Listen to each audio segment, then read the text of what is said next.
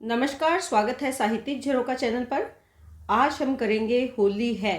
ये प्रताप नारायण मिश्र का निबंध है।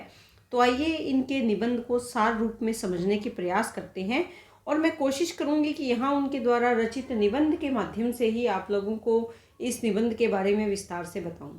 इस निबंध में दो व्यक्ति हैं जो आपस में बातचीत करते हैं। एक व्यक्ति है जो तत्कालीन व्यवस्था से बहुत परेशान है, दुखी है और वो होली जैसे त्योहार को अपने लिए निरर्थक मानता है, लेकिन दूसरा व्यक्ति उसे समझाने का प्रयास करता है कि जैसी भी परिस्थितियां हैं, त्योहार साल में एक ही बार आता है और उसे हमें खूब धूमधाम से या मन से उसको मनाना चाहिए या उसका स्वागत करना चाहिए। तो इसीलिए आज हम शुरू करते हैं प्रताप नारायण मिश्र का निबंध होली है। और संयोग से आज होली का त्योहार भी है, तो मेरी तरफ से मेरे सभी जो जुड़े हुए इस चैनल से साथी हैं उनको होली की बहुत बहुत बधाई और शुभकामनाएं। तो आइए देखते हैं निबंध क्या कहते हैं। तुम्हारा सिर है यहाँ दरिद्र की आग के मारे, होली अथवा होरा भुना हुआ हरा चना हो रहे हैं, इन्हें होली है हे। देखिए, ये कहते हैं कि क्या होली है। दरिद्र यानी गरीबी के कारण, गरीबी की आग के मारे होली जैसा कुछ नहीं, बल्कि जीवन कैसा हो रहा है जैसे हरा भुना हुआ चना जिसको होरा या होला कहा जाता है, वैसा हो रहा है। अरे कैसे महसूस हो, बरस बरस का त्योहार है, उसमें भी वही रोनी सूरत, कैसे मनहूस हो। क्या कह दूसरा व्यक्ति क्या कहता है कि बरस बरस का त्योहार है, कि साल में एक ही बार तो आता है और उसमें भी तुम्हारी यही रोनी सूरत। एक बार तो प्रसन्न होकर बोलो हो रही है, कि एक बार तो आज की खुशी बांटो। अरे भाई, हम पुराने समय के बंगाली भी तो नहीं हैं कि तुम ऐसे मित्रों की जबरदस्ती से होरी हरी बोल के शांत हो जाते। हम तो 20वीं शताब्दी के अभागे हिंदुस्तानी हैं, जिन्हें कृषि, वाणिज्य, शिल्प, सेवा आदि किसी में भी कुछ तंत नहीं है। यानी हमारा समय कैसा चल रहा है जब हम किसी भी क्षेत्र में कोई विकास नहीं कर रहे हैं। खेतों की उपज, अतिवृष्टि, अनावृष्टि, बहुत ज़्यादा बारिश आना, बिल्कुल बारिश ना आना, जंगलों का कट जाना, रेलों और नहरों की वृद्धि इत्यादि ने मट्टी कर दी है। यानी जीवन खराब है, व्यवस्था खराब है। कभी बहुत ज़्यादा बारिश आ जाती है, कभी सूखा पड़ जाता है। यानी जो पेड़ों का काटा जाना है, जो तत्कालीन समस्याएं हैं, चाहे वो पर्यावरण से जुड़ी हुई समस्याएं हैं जिनका सामान्य जीवन पर प्रभाव है, उनके यहाँ पर चर्चा हो रही है। जो कुछ उपजदा भी है वह कट के खलियान में नहीं आने पाता, कि वो इकट्ठा नहीं हो पाता, ऊपर ही ऊपर लद जाता है, बल्कि उसको उसी समय बेच दिया जाता है या लाद दिया जाता है। रोजगार यानी रोजगार व्यवहार में कहीं भी कुछ दिखाई नहीं पड़ता, यानी व्यवहार में कोई भी रोजगार दिखाई नहीं देता। जिन बाजारों में अभी 10 वर्ष भी नहीं हुए कंचन बरसता था, अब वह दुकानें भाएं भाएं होती है, यानी अब वो बाजार सुनसान पड़े हैं। देसी कारीगर को देश ही वाले नहीं पूछते, अर्थात हम यहाँ पर अपने ही देश में बनने वाले सामान को भूलकर विदेशी के पीछे लगे बैठे हैं। विशेषतः जो छाती ठोंक ठोंक ताली बजवा कागजों के तख्ते रंग रंग कर देश हित के गीत गाते फिरते हैं, वह और भी देशी वस्तु का व्यवहार करना अपनी शान से बेइज्जत समझते हैं, शान के खिलाफ समझते हैं। यानी कहने का भाव क्या है यहाँ पर, कि जो लोग अपने देश के स्वदेशी वस्तुओं का गान करते हैं वही विदेशी वस्तुओं के प्रति आकर्षित रहते हैं या उनको ही अपनाने पर जोर रखते हैं। नौकरी बीए एमए पास करने वालों को भी उचित रूप में मुश्किल से मिलती है, बेरोजगारी की समस्या दिखा रही है। ऐसी दशा में हमें होली सूझती है कि दिवाली, कि ऐसी दशा में कौन सा त्योहार मनाए जब घर में नौकरी जैसा कुछ भी नहीं है, बेरोजगारी है, तो कौन से त्योहार। यह ठीक है, पर यह भी तो सोचो कि तुम वंशज किनके हो, उन्हीं के न जो किसी समय बसंत पंचमी से भी प्रसन्न हो जाते थे। आई माघ की पांचे बूढ़ी डोकरी, माघ महीने की जब पंचम आती है, तिथि आती है, तो बूढ़ी डोकरियां यानी बुजुर्ग जो स्त्रियां हैं उनका उदाहरण यहाँ पर दिया है। पर जब इतनी सामर्थ्य न रही तब शिवरात्रि से होलिका उत्सव का आरंभ करने लगे। अब इनका भी निर्वाह कठिन हुआ। तब फागुन सुदी अष्टमी से होरी मध्य 8 दिन, ब्याह माह दिन 4, शठ पंडित वैश्य वधु सभे भय इकसार, कि ऐसे त्योहार पर सभी एक समान हो जाते हैं। ये वो त्योहार है जब सभी एक सार हो जाते हैं, एक समान हो जाते हैं, किसी भी प्रकार का जाति पाति का जो भेदभाव है वो खत्म हो जाता है, का नमूना दिखलाने लगे। पर उन्हीं आनंदमय पुरुषों के वंश में होकर तुम ऐसे मुहर्रमी बने जाते हो कि आज त्योहार के दिन भी आनंद बदन से होली का शब्द तक उच्चारण नहीं, कि आज तुम अपने मुख से होली का शब्द भी उच्चरित नहीं कर सकते। तुम इस प्रकार के निर्मोही हो गए हो, या मुहर्रमी का मतलब है कि तुम शोक से ग्रस्त हो गए हो। तो तुम्हें ऐसा नहीं करना चाहिए।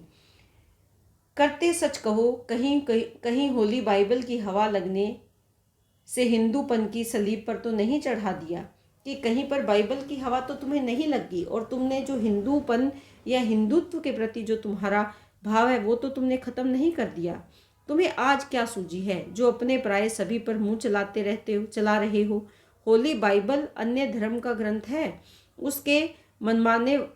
उसको मानने वाले बेचारे पहले से ही तुम्हारे साथ का भीतरी बाहरी संबंध छोड़ देते हैं। पहली उमंग में कुछ दिन तुम्हारे मत पर कुछ चोट चला भी दिया करते थे, पर अब बरसों से वह चर्चा भी न होने के बराबर हो गई है। यानी पहले तो इस तरह की चर्चा हो जाया करती थी, लेकिन अब कितने ही समय हो गया ऐसी कोई चर्चा नहीं होती। फिर उन छूटे हुए भाइयों पर क्यों बोछार करते हो, ऐसी की लड़ास लगी हो कि उनसे जा भिड़ो, और अभी तुम्हारे ही कहलाते हैं, तुम्हारे ही साथ रोटी बेटी का व्यवहार रखते हैं, तुम्हारे ही दो चार मान्य ग्रंथों के मानने वाले बनते हैं। यहाँ पर जो धर्म के नाम पर एक दूसरे को टोका टोकी है, या धर्म के नाम पर जो एक दूसरे के बीच में जो दूरियां आ गई हैं उनके बारे में भी बात कर रहे हैं। लेकिन अब ऐसा नहीं है, अब तो रोटी बेटी का व्यवहार है, यानी अब तो तुम्हारा बर्ताव बहुत अच्छा है। लेकिन यहाँ पर वो क्या कहते हैं, पर तुम्हारे ही दो चार मान्य ग्रंथों के मानने वाले बनते हैं, पर तुम्हारे ही देवता पितृ इत्यादि की निंदा करके तुम्हें चिढ़ाने ही में अपना धर्म और अपने देश की उन्नति समझते हैं। देखिए यहाँ पर कुछ पंक्तियां रिपीट हो रही है, तो इन्हें आप अनदेखा करें। तो यहाँ पर क्या कहना चाहते हैं कि देवता और पितृ इत्यादि की निंदा करके तुम्हें चिढ़ाने ही में अपना धर्म और अपने देश की उन्नति समझते हैं। अरे राम राम, पर्व के दिन कौन चर्चा चलाते हो, कि त्योहार के दिन ऐसी कौन सी बातें कर रहे हो। हम तो जानते थे तुम ही मनहूस हो, पर तुम्हारे पास बैठे सो भी नसूड़िया हो जाए कि वो भी तुम्हारी रंगत में रंग जाए। अरे बाबा, दुनिया भर का बोझा परमेश्वर ने तुम्हें को ही नहीं लदा दिया। यह कारखाने हैं, भले बुरे लोग और दुख सुख की दशा होती ही हुआती रहती है, पर मनुष्य को चाहिए कि जब जैसे पुरुष और समय का सामना आ पड़े तब तैसा बन जाए, कि जैसी संगति हो वैसा ही हमें बदल जाना चाहिए। मन को किसी झगड़े में फंसने ना दे, कि हम अपने मन को किसी भी झगड़े में ना उलझाएं। आज तुम सचमुच कहीं से भांग खा के आए हो। दूसरा व्यक्ति क्या कहता है, इसी से ऐसी बेसिर पैर की हाँक रहे हो, बातें कर रहे हो। अभी कल तक प्रेम सिद्धांत के अनुसार यह सिद्ध करते थे कि मन का किसी ओर लगा रहना ही कल्याण का कारण है, और इस समय कह रहे हो कि मन को किसी झगड़े में फंसने न दो। वाह, भला तुम्हारी किस बात को माने, कि अभी तो तुम कह रहे थे कि जो मन है वो प्रेम सिद्धांत के अनुसार किसी और लगा रहे, इसी में ही कल्याण है, लेकिन अब तुम कहते हो कि मन को किसी फेर में मत डालो। हमारी बात मानने का मन करो तो कुछ हो ही न जाओ, यही तो तुमसे नहीं होता। तुम तो जानते हो कि हम चोरी चहारी सिखावेंगे।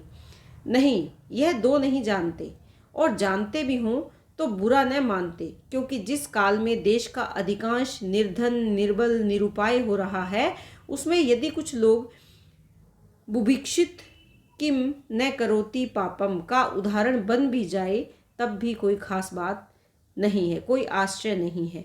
पर हाँ, यह तो कहेंगे कि तुम्हारी बातें कभी कभी समझ में नहीं आती, इससे मानने को जी नहीं चाहता।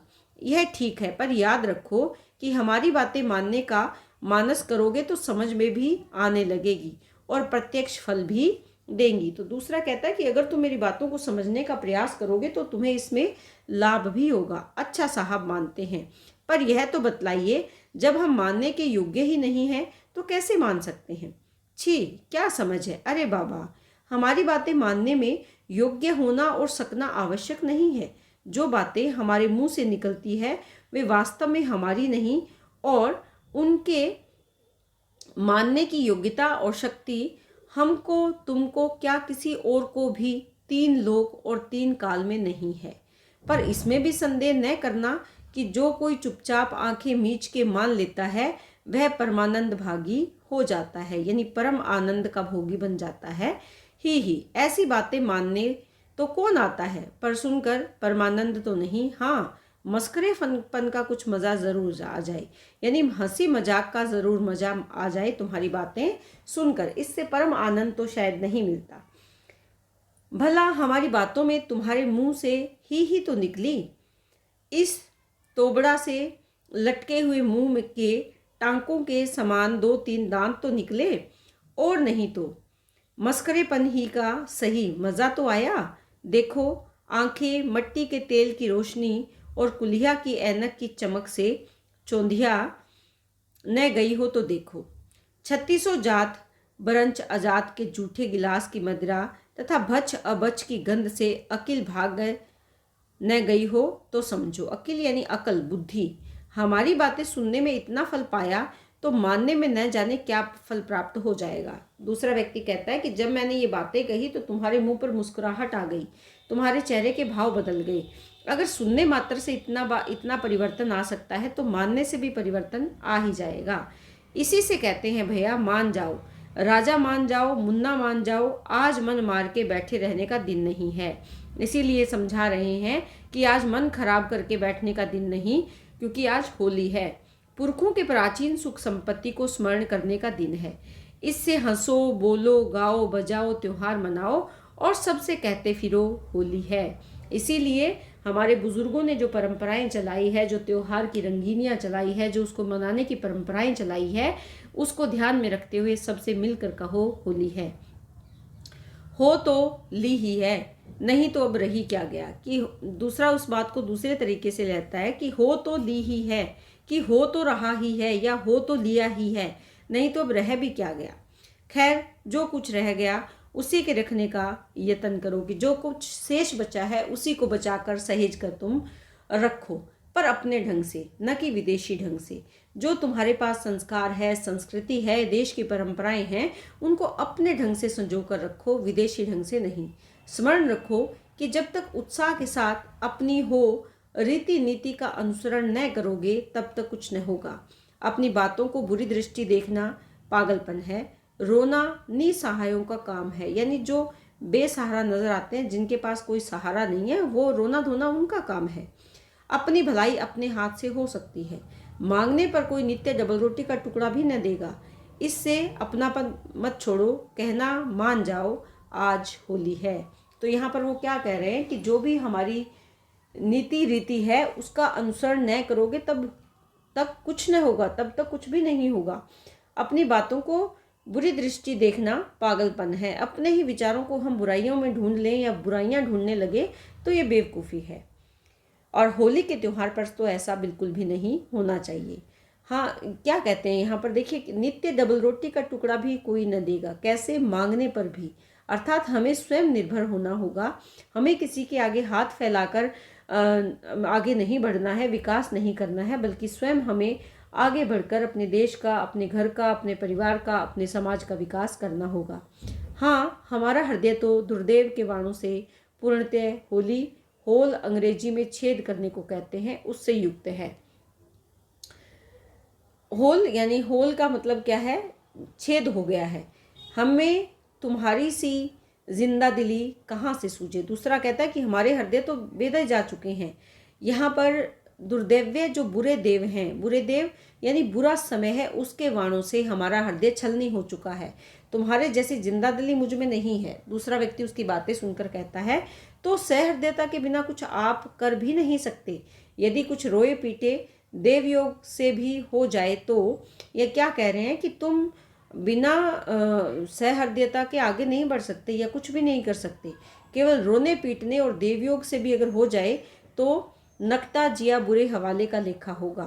कि नकटा नाक कटवाकर जीना बुरे हालातों में वैसा होगा। अर्थात हम अपना अहंकार या अपना मान सम्मान भी खो देंगे और हमारे हालात भी खराब हो जाएंगे। इससे हृदय में होल है तो उन पर साहस की पट्टी चढ़ाओ कि अगर तुम्हारे हृदय में छेद हो गए हैं, तुम्हारा हृदय जख्मी हो गया है, दुखी हो गया है, तो साहस की पट्टियां उस पर बांध लो। मृतक की भांति पड़े पड़े कांखने से कुछ न होगा। आज उछलने ही कूदने का दिन है, आज होली का दिन है। सामर्थ्य न हो तो चलो। कैसी होली? मद्यालय में थोड़ी सी पिला लावें कि तुम्हें मदिरालय में ले चलते हैं, जिसमें कुछ देर के लिए होली के काम के हो जाओगे, अर्थात तुम्हें मस्ती आ जाएगी। यह नेस्ती काम की नहीं। जो तुम्हारा अभिव्यवहार है जिसमें मस्ती जैसा कुछ नहीं, ये किसी काम का नहीं है। वाह, तो क्या मदिरा पिलाया चाहते हो? तो क्या तुम मुझे मदिरा पान कराना चाहते हो? यह कलयुग है। बड़े बड़े वाजपेयी पीते हैं। पीछे से बल, बुद्धि, धर्म, धन, मान, प्राण सब स्वा हो जाए तो बला से, चाहे कुछ भी खत्म हो जाए, पर थोड़ी देर उनकी तरंग में हाथी, मच्छर, सूरज, जुगनू अर्थात सब एक समान हो जाते हैं। उनकी तरंग में, किसकी तरंग में? मदिरालय में जाने की तरंग पर, या मदिरा पीने से। सभी जो स्वयं को सतयुगी दिखाने का प्रयास करते हैं, जो अपने आप को बहुत मान सम्मान और उससे युक्त दिखाने का प्रयास करते हैं, वो जब मदिरालय में जाते हैं या मदिरा का सेवन करते हैं तो चाहे सब कुछ सवा हो जाए, उन पर कोई प्रभाव नहीं पड़ता।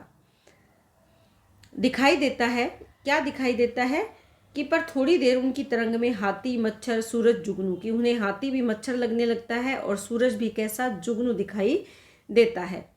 इससे और मनोविनोद के अभाव में उसके सेवकों के लिए कभी कभी उसका सेवन कर लेना इतना बुरा नहीं जितना मृतचित बन बैठना है, कि अपने भावों को, अपने हृदय को मार कर बैठने से तो अच्छा है कि मदिरा का सेवन कर लेना चाहिए। सुनिए, संगीत, साहित्य, सुरा और सौंदर्य के साथ यदि नियम विरुद्ध बर्ताव न किया जाए तो मन की प्रसन्नता और एकाग्रता कुछ न कुछ लाभ अवश्य होता है। और सहृदयता की प्राप्ति के लिए इन दो गुणों की आवश्यकता है, जिसके बिना जीवन की सार्थकता दुस्साध्य है।